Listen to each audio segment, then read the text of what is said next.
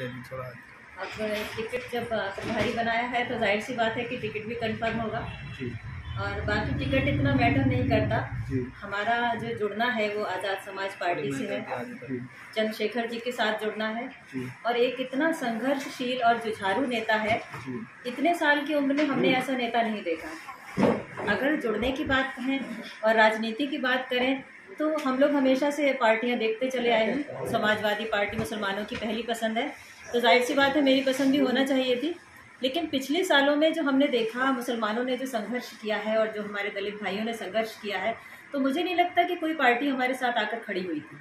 तो आप कहना चाहेंगे आप पार्टी की विचारधारा से जुड़ी, ना कि टिकट को लेकर? बिल्कुल, टिकट के लिए ऐसा कोई मकसद नहीं है कि टिकट ही मिलेगा तभी कुछ आगे होगा। विचारधारा एक बहुत ही ज्यादा इम्प्रेस करने वाला नेता है और जमीन से जुड़ा हुआ नेता है। देखिए, आप कोई भी दुख दर्द होता है वो बंदा सबसे पहले पहुंचता है और उसने राजनीति विरासत में नहीं मिली, उसने परिस्थितियों से संघर्ष से जो झेला है उससे उसके अंदर का नेता निकल के आया और उसने हम सबको जोड़ा है। तो सबसे बड़ी बात है कि विरासत में जिनको राजनीति मिली है वो बैठकर सिर्फ ट्वीट करते हैं और सिर्फ वो मुद्दों पर बात करते हैं और एसी कमरों में बैठकर अपने सारा संघर्ष करते दिखाते हैं कि हम आपके लिए बहुत कुछ कर रहे हैं। लेकिन जो ये नेता है चंद्रशेखर जी हैं, इनके बारे में अगर मैं कहूँ तो सड़क पर निकल कर राजनीति कर रहे हैं और राजनीति वो इसलिए नहीं कर रहे कि उनको नेम एंड फेम चाहिए, बल्कि वो हम मुसलमानों को, दलितों को और सभी सबका साथ सबका विकास, वो वाला विकास नहीं जो बीजेपी ने कहा था कि सबका साथ सबका विकास, ये वाकई में सबका साथ और सबका विकास लेकर चल रहे हैं। और मैं देखूंगी आगे भी चलकर, आप देखना इस पार्टी के साथ बहुत सारे लोग होंगे। आज भी जिस तरह से उन्होंने अपनी सफलता उनको मिल रही है, जिस तरह से लोग पीछे जा रहे हैं, तो आगे भी इसी तरह से लोग उनके साथ जाएंगे। और मैं सिर्फ टिकट की बात नहीं कर रही, मैं उनसे जुड़ी हूँ, उनसे नेता से अपने। एक महिला होने के नाते आप क्या चाहेंगी कि पार्टी में महिलाओं का कद और बढ़े या उनकी हिस्सेदारी बढ़े?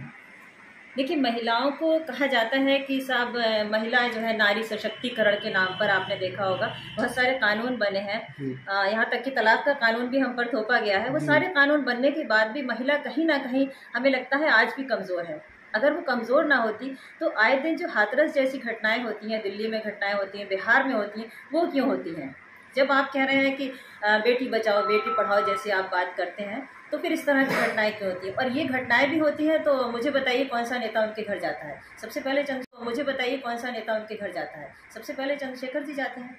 तो जो आइडियोलॉजी है, जो उनकी विचारधारा है, मैं समझती हूँ मैंने अब तक किसी नेता में नहीं देखी है। तो महिलाओं का जो बढ़ चढ़ के हिस्सा है राजनीति में, और चंद्रशेखर जी मुझे लगता है कि और ज़्यादा महिलाओं को, बहनों को, बेटियों को आगे बढ़ाएंगे क्योंकि वो उनकी सुरक्षा के लिए काफ़ी चिंतित हैं। उनका रुझान बढ़ रहा है। जी हाँ, बिल्कुल, वो ध्यान देते हैं। छोटी छोटी घटनाओं को भी वो खुद जाकर बात करते हैं, उनके घर में रहने लगते हैं, बल्कि कहते हैं कि मेरी बेटी, मेरी बहन, मेरी माँ, मेरे बाप जो है परेशान है तो मुझे इनके साथ एक रात, एक दो दिन बिताना चाहिए। तो ऐसा कौन सा नेता है जो अब तक आपने ही अपनी ज़िंदगी में देखा हो जो किसी पीड़ित के साथ, उसके साथ एक रात बिताने गया हो, उसके साथ एक दिन बिताने गया हो, उसका दुख दर्द बांटने गया हो?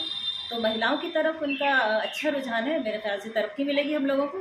किसानों की जो आपको पता है इस समय जो दयनीय स्थिति है, जी हाँ, चंद्रशेखर आज़ाद जी भी इस मुहिम में, इस आंदोलन में हिस्सा ले रहे हैं और लखीमपुर की जो घटना हुई वो काफ़ी निंदनीय है, आप भी जानती हैं।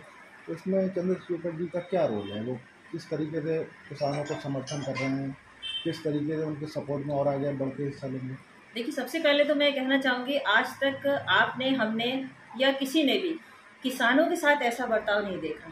जो एक अन्नदाता है उसके साथ अगर आप ऐसा बर्ताव करेंगे तो मुझे बताइए किसी और के साथ आपको कैसा बर्ताव होगा? तो चंद्रशेखर आज़ाद जी जो है वो बाकायदा उनके साथ जुड़े हुए हैं। पूरी आज़ाद समाज पार्टी हमारे किसान भाइयों के साथ खड़ी है और जब तक वो संघर्ष करेंगे, हमारी पार्टी और हमारा नेता और सभी हमारे पदाधिकारी उनके साथ कंधे से कंधा मिलाकर खड़े रहेंगे और आगे जितना भी संघर्ष करने की ज़रूरत पड़ेगी हम बाकायदा उनके साथ रहेंगे।